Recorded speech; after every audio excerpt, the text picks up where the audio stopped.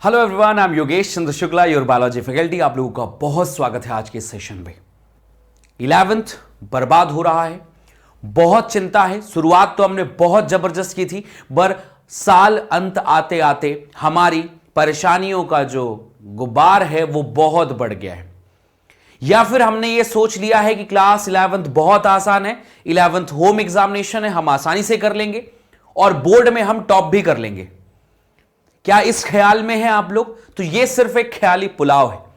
Class 11th अगर बर्बाद हो रहा है तो साथ ही साथ तुम्हारा 12th भी बर्बाद हो रहा है। आपके जो भी सीनियर होंगे उनसे पूछिए क्लास के 11th के कितने ऐसे चैप्टर हैं जो 12th में डायरेक्टली रिलेटेड है। अगर आप उसे 11th में पढ़ लें, आप डेफिनेटली 12th में भी किसी तरह पास हो जाएंगे। बट मैं उनकी बात कर रहा हूं जिन्हें टॉप करना है, जिनकी ख्वाहिश 95% के ऊपर लाने की, जिनकी 90% ऊपर के लेकर आनी है, उन्हें 11th को कवर करके ही आगे बढ़ना पड़ेगा। आज की इस वीडियो पे मैं आपको उन्हीं विषयों पे बात करने वाला हूं कि 11th के कौन से ऐसे टॉपिक हैं जो आपको 12th में मददगार होंगे, जो 12th में आपको जरूरत पड़ेगी उसकी। इसलिए साल अंत होते होते अभी 11th खत्म नहीं हुआ है, अभी 11th का सेशन कंप्लीट नहीं हुआ है, तो साल अंत होते होते हमें 11th के उन सेक्शंस पे बहुत फोकस कर लेना चाहिए। एटलीस्ट उतना तो पढ़ ही लेना चाहिए।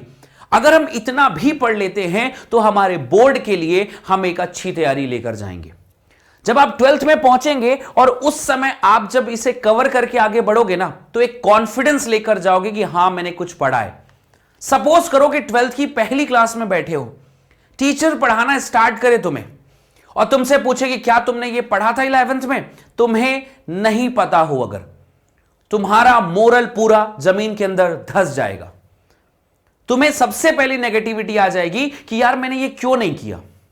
और अगर नहीं किया तो जब शुरुआत ही नेगेटिव से होती है ना, तो पॉजिटिव की तरफ बढ़ पाना बहुत मुश्किल हो जाता है। बेटा यहां से इंसान पास हो सकता है, पास होने की बात नहीं करूंगा, उतना तो मैं आपको करा ही देता हूं मैं कि पास तो डेफिनेटली हो जाओगे, बट टॉप नहीं मार पाओगे। इसलिए आज का यह सेशन बहुत छोटा सा और एकदम डिटेल्ड होगा, जिसमें मैं आपको समझाऊंगा क्लास 11th के कौन से वो सेक्शन हैं जो आपको बोर्ड एग्जामिनेशन के लिए, 12th के लिए बहुत मददगार होने वाले हैं। क्लास 11th में चैप्टर वाइज अगर हम देखें तो अलग अलग हो सकता है, अलग अलग बोर्ड के विद्यार्थियों के लिए, पर अगर प्रॉपर देखें तो टोटल 5 यूनिट हैं। टोटल 5 यूनिट है और उन्हीं 5 यूनिट में बात करते हैं। ये 5 यूनिट 11th में होती है, 2 पार्ट में पूरी बायोलॉजी बटी हुई है, और वही 2 पार्ट में 12th में भी जो है वो आपका 5 यूनिट बने हुए हैं, 5 इकाइयां 12th में है। 2 पार्ट की पूरी बायोलॉजी है, लेकिन बहुत सारे चैप्टर का रिलेशन दूसरे चैप्टर से है।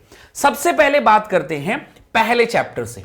पहला चैप्टर आता है जीव जगत। मैं आपको बताता हूं, पहला चैप्टर आता है जीव जगत।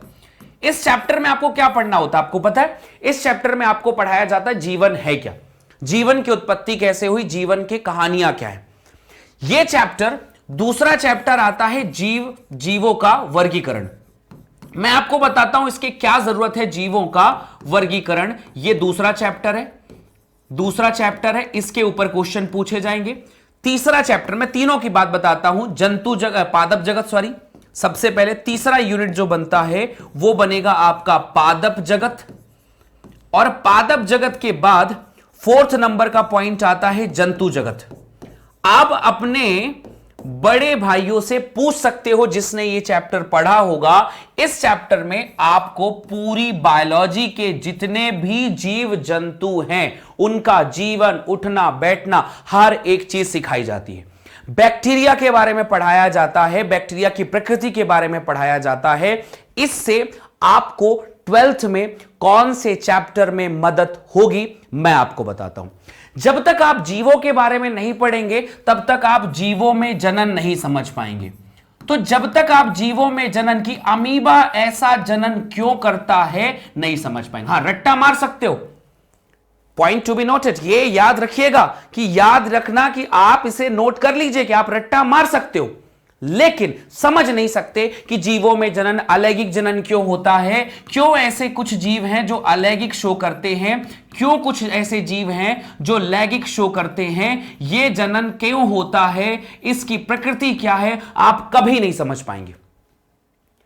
अगर आप पादप जगत नहीं पढ़ पा रहे हैं तो आपको पुष्पीय पादप में जनन, पुष्पीय पादप में जनन, ये आप समझ ही नहीं सकेंगे कि क्यों ऐसा हुआ, कौन सा अंग है, कौन पुष्पीय पादप है, कैसी प्रकृति है और डायरेक्टली ये कैसे हुए। क्या दुनिया के सारे प्लांट भी पुष्पीय होते हैं, हां या नहीं, आप कभी नहीं समझ पाएंगे। जब तक आप जंतु जगत को नहीं समझ पाएंगे तो ये सारी चीजें, अच्छा ये तो पार्ट है, बाकी ये तीनों चैप्टर एक साथ आपको विकास वाले चैप्टर में भी बहुत मदद कर पाएंगे। अगर आप जंतु जगत नहीं समझ सकते तो आपको जंतुओं का विकास समझ में नहीं आएगा, मनुष्य कैसे बने ये समझ में नहीं आएगा, रट्टा मारना पड़ सकता है। अगर आप प्लांट नहीं पढ़े तो प्लांट के एग्जाम्पल्स अगर आपको याद नहीं है, इसके एग्जाम्पल हैं बहुत सारे, ये आपको 12th में पादप का विकास कि क्लोरोफाइटा से ब्रायोफाइटा बने हैं, एंसिलोफाइटन से सीड फर्न बना हुआ है, ये कभी समझ में नहीं आएगा, रटना पड़ सकता है। और हर टीचर ये नहीं होता कि 12th पढ़ाने से पहले तुम्हें 11th पढ़ाएगा। तो इसलिए ये चारों चैप्टर आपको इसके उदाहरण, आपको इनकी प्रकृति, आपको इनके विभाजन, आपको 12th में बहुत मददगार होने वाले हैं। इसलिए इन चैप्टर्स को पढ़ना आपको 12th के लिए जरूरी होगा, इनको आप जरूर पढ़ें। इसके अलावा अगर मैं बात करूं कुछ हद तक, कुछ चैप्टर जैसे 5वें नंबर का चैप्टर आता है जिसे आप कह सकते हैं मॉर्फोलॉजी, ठीक है, पादप आकार की और पादप शारीरिकी, आकारिकी एवं शारीरिकी वाला चैप्टर। जब तक आप आकारिकी और शारीरिकी नहीं समझेंगे कि प्लांट क्या है, प्लांट कैसे होता है, तो भी आपको पादप जनन समझ में नहीं आएगा। आपको पादप जनन समझ में नहीं आएगा मतलब नहीं आएगा, तो यह पॉइंट हो जाता है। इसको भी आपको बहुत डिटेल में पढ़ने की आवश्यकता पड़ती है ताकि आप 11 से 12th में जा सकें, समझ सकें, पढ़ सकें।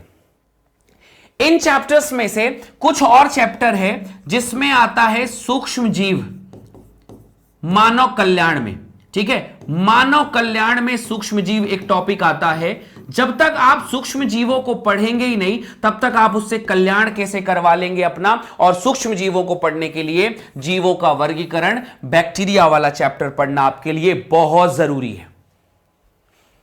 बहुत जरूरी पॉइंट बनते हैं जो 11th के, मैं ये हमेशा कहता हूं कि ये 4-5 चैप्टर जो हैं आपको जरूर पढ़ने चाहिए। मानव कल्याण में सूक्ष्म जीव जरूर पढ़ना चाहिए। जब आप प्लांट, पादप जगत, पादप आकार की और पादप शारीरिकी पढ़ पाएंगे तब आपको समझ में आएगा कि एक प्लांट ब्रीडिंग, पादप प्रजनन करके एक टॉपिक होता है, वो तब आप समझ पाएंगे। जब तक ये नहीं होगा आप कुछ भी नहीं समझ पाएंगे, आपको रट्टा मारना पड़ जाएगा। याद रखना, तो कितने चैप्टर, पुष्पीय पादप में जनन, जीवों में जनन, पादप प्रजनन, सूक्ष्म जीव, मानव कल्याण में सूक्ष्म, 5 से 6 चैप्टर का डायरेक्ट रिलेशन आपको 11th के साथ यहां पर दिख रहा है। अभी और नहीं भी है, रुकिए अभी जरा मैं और बताता हूं। इसके बाद यार अगर पूरी बायोलॉजी समझनी है ना तो आपको कोशिका विज्ञान तो पढ़ना ही पड़ेगा। तो आप सबसे पहले अगर कोशिका पढ़े, उसके बाद आप कोशिका का विभाजन पढ़ते हैं, कोशिका का विभाजन पढ़ते हैं। अब इन दो चैप्टर का रिलेशन समझो। जब तक तुम कोशिका विभाजन नहीं समझोगे तुमको मानव प्रजनन समझ में ही नहीं आएगा कि प्रजनन में कोई अगुणित होता है या फिर द्विगुणित होता है, कैसे कोई कोशिका अगुणित बन जाती है, कैसी कोई कोशिका द्विगुणित बन जाती है, जनक क्यों द्विगुणित होते हैं, निषेचन क्या होता है। ये पूरी प्रक्रिया सिर्फ हवाई रह जाएगी यदि आप इसे ध्यान से नहीं समझते हैं। तो अगर आप कोशिका के बारे में नहीं जानते तो आपको 11th एंड 12th का कोई चैप्टर नहीं बनने वाला। जब आप कोशिका के गुणों को ही नहीं समझोगे तो अंग कैसे समझ में आएगा, अंग समझ नहीं आएगा तो तंत्र नहीं समझ में आएगा, और जब तंत्र ही समझ नहीं आएगा तो प्रकृति क्या समझ में आएगी। इसलिए कोशिका तो वो सबसे बेसिक चैप्टर है जो हर बच्चे को पता होना चाहिए। बायोलॉजी पढ़ना है तो कोशिका जरूर पढ़ना होगा। डेफिनेटली आपको यह पता होना ही चाहिए। और वन मोर, सबसे लास्ट और सबसे जबरदस्त चैप्टर, जिसका नाम है जैव अणु, बायोमोलिक्यूल्स। जब आप जैव अणु को पढ़ेंगे तो इससे आपको पढ़ने मिलेगा डीएनए, आरएनए, प्रोटीन, न्यूक्लिक अम्ल, कार्बोहाइड्रेट। जब ये आप पढ़ेंगे तब आपको वंशागतिकी का आणविक आधार चैप्टर का सबसे बड़ा चैप्टर, मतलब सिलेबस का सबसे बड़ा चैप्टर, वंशागतिकी का आणविक आधार, यह आपको पढ़ने मिलेगा। वंशागतिकी के आणविक आधार में डीएनए है, आरएनए है, उनकी संरचना है, प्यूरिन है, पायरिमिडिन है, सुक्रोज है, गैलेक्टोज है, हजारों ऐसे टॉपिक हैं जो आपको बायोमोलिक्यूल को पढ़े बिना, जैव अणु को पढ़े बिना आपसे 12th में नहीं बनने वाला है। इसके अलावा अगर आप ये चैप्टर आपने नहीं पढ़ा है जैव अणु, तो आपको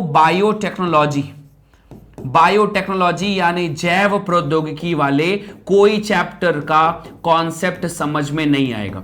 बहुत सारे बच्चे मेरे पास में आते हैं 12th में, सर पूरा पढ़ा दो।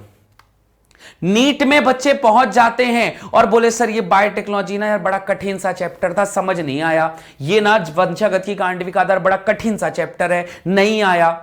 क्यों नहीं आया? क्योंकि 11th हमने बर्बाद कर रखी थी। जब हमें पढ़ना था जैव अणु तब तो हम पिक्चर देख रहे थे, तब तो हम घूम रहे थे। तो ऐसे समय पे यह चीज नहीं होने वाली।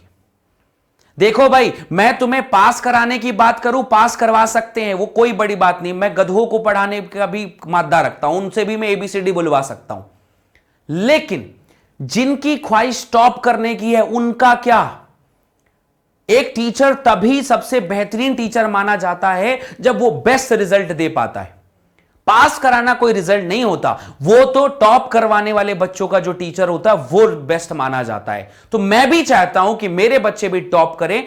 आप पढ़ रहे हैं, मैंने हमेशा दिया है टॉप, इंग्लिश मीडियम में, नीट में, इधर उधर बहुत सारे बच्चों का सिलेक्शन दिया है, पर इस बार चाहता हूं कि उस लिस्ट में आपका नाम भी होना चाहिए।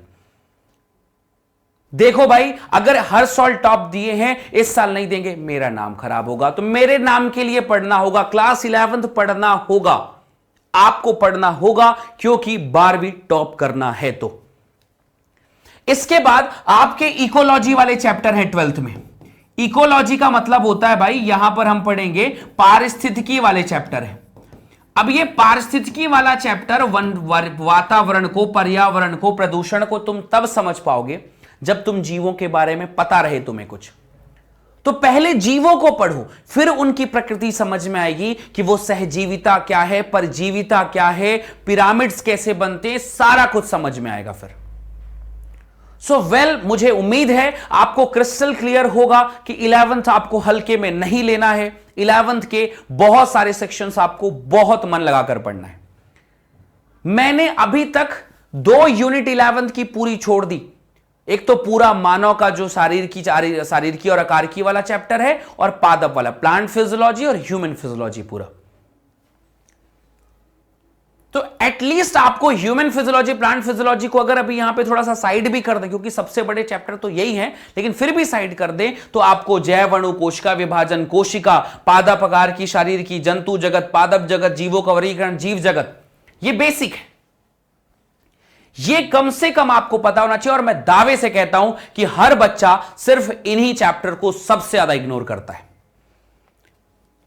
ह्यूमंस के बारे में पढ़ सकता है थोड़ा बहुत कि हाँ ठीक है, किडनी है, हार्ट है, अच्छा लग रहा है, पढ़ने में मजा आ रहा है तो पढ़ लेते हैं। रक्त है, खून है तो अच्छा लगता है, हार्मोन से अच्छा लगता है। लेकिन जहां बात आती है कोशिका को पढ़ने की, विभाजन को पढ़ने की, इतने छोटे छोटे चैप्टर बच्चे नहीं बना पाते।